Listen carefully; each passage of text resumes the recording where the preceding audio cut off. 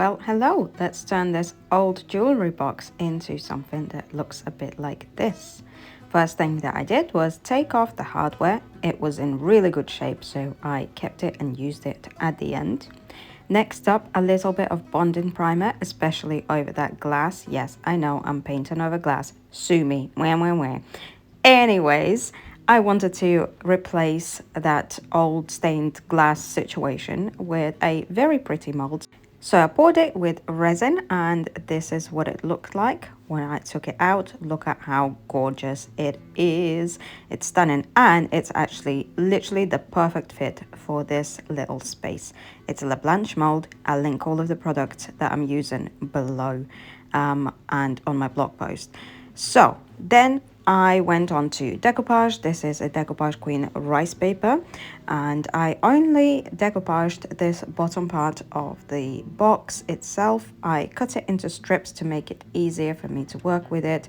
A coat of glue under the paper, put the paper on, then a coat of glue over the top. I also then sanded off any excess edges, anything like that, and sanded off the edges on the corners, also just to make it look a little bit nicer and a little bit prettier and neater. Next up, I painted over the mold and the whole top of the box, as well as some of the bottom parts, with the exception of the actual bottom of the box. I left it as is, and I decided to apply this really cute IOD transfer. This is a gilded transfer onto the inside of the box, as I was planning to then use gold wax, and it goes perfectly well with the gold hardware that was already on the box. So look at this cute little butterfly in a frame. I also added some glitter dots using Pentart glitter pen in gold just around the trim to make it a little bit prettier. Then I went ahead and dry brushed over the mold, over the rest of the box with an off-white-ish color.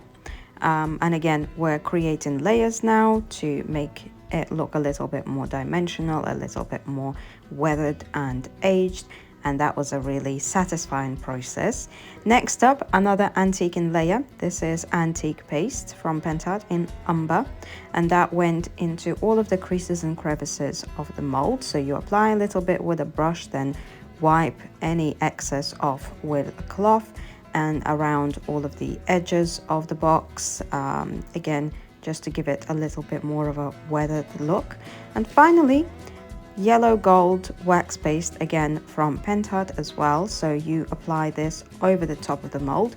Antique paste was for the insides, and wax paste is for to go on top of your molds and on top of all of the shiny surfaces.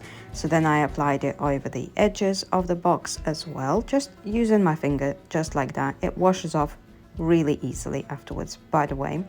And here it is, the finished little box. I think it turned out really, really cute. It's been a while since I've done a jewelry box or a jewelry box upcycle project, so I'm really happy with the way that this turned out in the end. I hope that you enjoyed this little video. As always, all of the links and everything are going to be on the blog post, on the website, and in the description below.